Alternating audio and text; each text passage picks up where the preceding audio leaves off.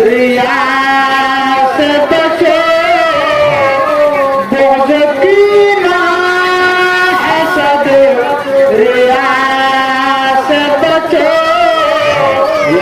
बचना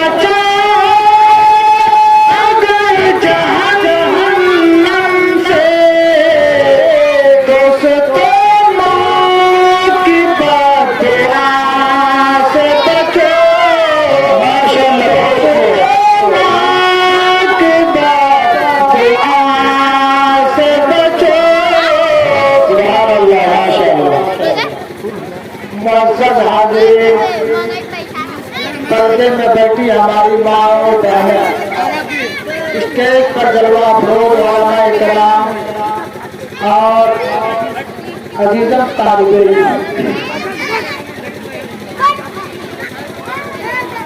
सबसे पहले मैं एक बात अर्ज कर दूं कि मेरे कुर्सी पर बैठकर चंद बातें पेश कर देना ये इस बात की तरफ इशारा नहीं करता कि मैं सबसे बड़ा हूं। स्टेज पर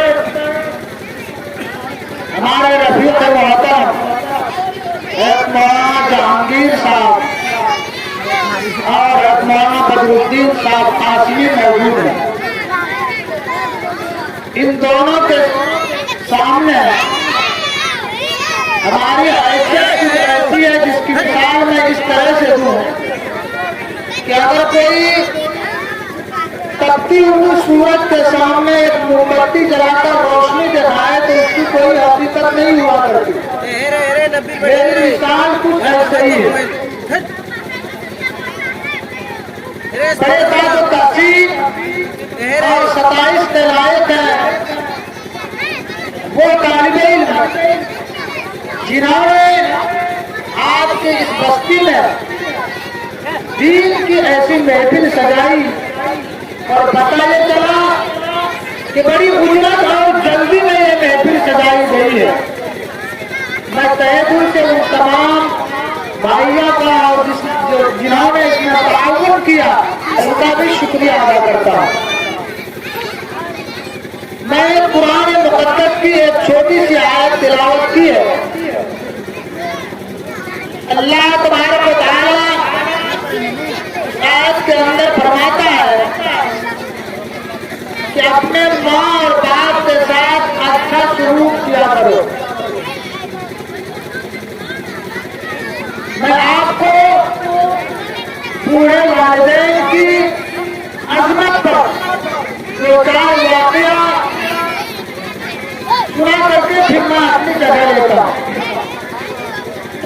अगर इस वाकये को सुनकर हमारे भाई हमारे नौजवान में से कुछ ने अगर अमल कर लिया तो मैं ये समझूंगा कि मेरा ये कहना सच साबित हुआ और मैं इस कहने में कामयाब हो गया।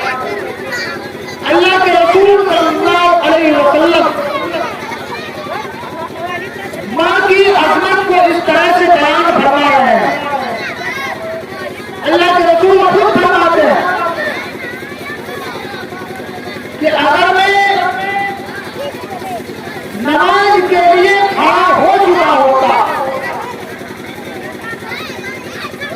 आज सलाते सूरत फातिहा मुकम्मल कर लिया होता, दूसरी सूरत की तैयारी में होता और मेरी मां हज़रत आमिना रज़ियल्लाहु तआला अन्हा आवाज दे देती कि ए मोहम्मद, तो कसम खुदा की मैं नमाज तोड़कर मां के कदमों में गिर जाता। ये अजमत है मां की अल्लाह के रसूल की नजदीक। एक वाकया है, आप गाँव करते चले सिर्फ वालिदैन के अजमत को बयान करता। एक वाकया है कि एक शख्स ने ये इरादा किया कि अल्लाह के घर में तवाफ करने जाना है। घर में एक बूढ़ी माँ थी। माँ